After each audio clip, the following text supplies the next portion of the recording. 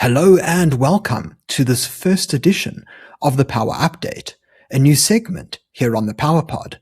While we will still, of course, do all of the deep dive analysis and interviews that you all know and love, the Power Update is focused on providing you with a quick yet impactful summary of some of the most important stories in the news cycle at the moment. You see, while many newsletters and other sorts of briefs provide you with a simple list of the news of the day, the Power Update will deliver a carefully curated group of stories with deep implications, even on an international level, that both you and I should do well to keep an eye on.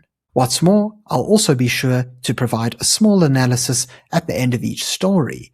If you haven't already, please remember to subscribe to the channel. It's entirely free and all you have to do is click on the subscribe button below this video. Now, let's begin with our first story, which happens right here in South Africa. So this first story covers the leadership battle for the ANC. Now, of course, with the ANC's elective conference coming up in 2027, there already seem to be quite a few candidates whose names have circulated quite frequently in the media. But now there's another one who seems to be a big threat to all of the existing frontrunners. And that is none other than the Minister of Electricity and Energy, Dr. Ramokgopa. So Ramokgopa himself confirmed that he has actually been approached by several party members to run for the ANC's presidential race. In a recent interview with the Sunday World, the minister admitted that he knows that his name is currently circulating in the public domain regarding the succession debate. He explained, and I quote, "I've been approached, that much I can confirm," he said, noting that it would be naive to suggest otherwise, given that his name is already being discussed publicly. However, he said that while these approaches are a matter of fact, his immediate priority remains the party's performance in the upcoming 2026 local government elections and current electoral challenges. He argued that discussing the 2027 elective conference is premature if the ANC does not first secure victory in 2026. So this is quite an interesting turn of events because Ramokgopa has a certain advantage that no other existing candidate has. We've all seen how Patrice Motsepe has been promoted as a frontrunner by many media outlets and personalities who probably want him to run. And let's face it, he's a very popular business figure. Many people know him for his time at African Rainbow Minerals. He also happens to be a chairman at Harmony Gold, which is actually the world's 12th largest gold mining company, as well as the deputy chairman of Sanlam. He also has a lot of fans from the world of sport, having chaired Mamelodi Sundowns, which have really become an indestructible force in local South African football. The one problem for Motsepe, however, is the fact that he is not an ANC insider. You see, many ANC members may not want an outsider coming into the party and pretty much leapfrogging all of them to the presidency. And so that might not bode well for him if he was to participate in the upcoming leadership election. The other names on the list seem to be Secretary General Fikile Mbalula, as well as the Deputy President of the country, Paul Mashatile. Now, Mbalula is seen as a more moderate figure, having been a member of the Ramaphosa faction for quite some time. Of course, we know that the Ramaphosa faction certainly hasn't done well to curb the sort of far-left socialist tendencies of the current ANC. However, they are still viewed as being the more moderate wing. They are the more popular ones. There have been many polls that have suggested that if Ramaphosa was to leave the presidency, the ANC could drop in support quite drastically. And so it does seem as if Mbalula might be a non-controversial choice, although we do know that he's not a very popular figure. He's not known for much outside of the ANC. And so one wouldn't expect him to be the sort of bold choice with gravitas who'd be able to attract new voters. Of course, the other popular figure seems to be Paul Mashatile, as mentioned before. Now, the issue with Mashatile is the fact that he's viewed as a radical. We know that he's not very happy with the likes of the Freedom Front Plus, the DA, and others in the GNU, and he'd much rather see the ANC join together with the likes of MK and the EFF. Of course, if this was to happen, there's a good chance that ANC support would collapse, particularly from moderate voters. And of course, the party may lose a lot of other voters to the EFF and MK as well. And so Ramaphosa really seems to have an advantage over these three figures. Firstly, he is an ANC member and insider, and here we see that there are ANC members who are promoting him. Second of all, whether or not people agree with this, he does have a good reputation as Minister of Energy. People know that Eskom seem to have gotten their finances in check after many years of mismanagement. And we've also seen how load shedding has been away for pretty much a year now. And so for Ramaphosa, he not only is an insider, but he also seems to have a pretty decent reputation, much like Motsepe. And so this will be a really interesting race to follow. We now move on to Iran for our second story. And there we've actually seen how NetBlocks reported last Friday that Iran's ongoing internet blackout has now exceeded 182 hours of continuous disruption. And this is the largest internet blackout in the country's history. Now, of course, we know that there are a lot of protests going on across the country, and for all you know, there may be a revolution brewing.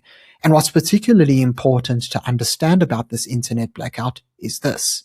You see, several of my sources who've either been from Iran or have a connection to the country have explained that internet blackouts are a popular practice by the Islamic regime when they are in panic mode. You see, they believe that by suppressing the public through communications and internet blackouts, they can stifle a lot of the noise and opposition. They also seem to have a very popular practice of firstly accusing people of being Israeli agents or Mossad spies, and then doing public executions. Now, unfortunately, we've heard from the Iranian government itself that it has arrested over 3,000 people over protest participation, particularly in the capital city of Tehran. And so it seems that all of this is already happening. And so while, of course, many people may be worried that the internet blackout could weaken the protest movement, it actually shows a certain amount of anxiety within the regime itself, which could indicate that the protests are indeed working. And this actually brings us onto our third story, which is that on January the 19th, it was reported that Iranian state television satellite transmissions were actually compromised by hackers.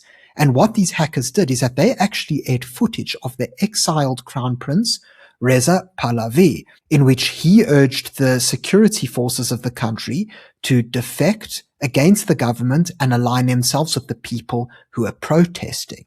Some of the clips involved had statements such as, "This is a message to the army and security forces. Don't point your weapons at the people. Join the nation for the freedom of Iran." Another clip had Pahlavi explaining, "I have a special message for the military. You are the National Army of Iran, not the Islamic Republic Army. You have a duty to protect your own lives. You don't have much time left. Join the people as soon as possible." This certainly shows the vulnerabilities of the Islamic regime, and it will be very interesting to see how the protests progress. The final news story that I have brings us all the way back to South Africa, specifically former President Jacob Zuma. So as explained by Newsday, Constitutional Court Judge Sisi Kampepe, who is set to lead the inquiry into political interference and obstruction in Truth and Reconciliation Commission cases, is allegedly under illegal surveillance by the former president, who possesses personal emails and texts. The Daily Maverick actually elaborated on this, explaining, "It appears that retired Constitutional Court Judge Sisi Kampepe, who chairs the groundbreaking inquiry into possible political interference in the stalling of apartheid-era prosecutions, might be under illegal surveillance. How else to explain former President Jacob Zuma's possession of private emails as well as WhatsApps, which he claims were sent from Kampepe to evidence leader, advocate Ismail Semenya, supposedly offering advice to be passed on to advocate Vas Soni, who dealt with an earlier application by Zuma for Semenya's recusal." While Zuma claims the email was dated 5th of November, the application for Semenya's recusal took place only on 12th of November, which would render the former president and leader of the Umkhonto we Sizwe party as a time traveler with incredible foresight. So unfortunately, we don't have any further information other than that. But this is certainly a story that one needs to keep an eye on. We know, of course, that Zuma oversaw state capture during his term as president. We know that he is somebody with an unlimited amount of personal ambition. Of course, after being completely expelled from the ANC and even being imprisoned for a time, he's come back as leader of the MK party and clearly seems to be back with a vengeance. And so this is a really important development for all of us to keep an eye on, and hopefully we'll receive further updates in the not too distant future. That's all that we have time for in this power update. If you enjoyed it, please remember to subscribe to the channel for more content by clicking the subscribe button below the video, and consider joining as a Power Club member by clicking the join button below for additional perks. Until next time, I'm Matthew Cohen, and this is the Power Pod.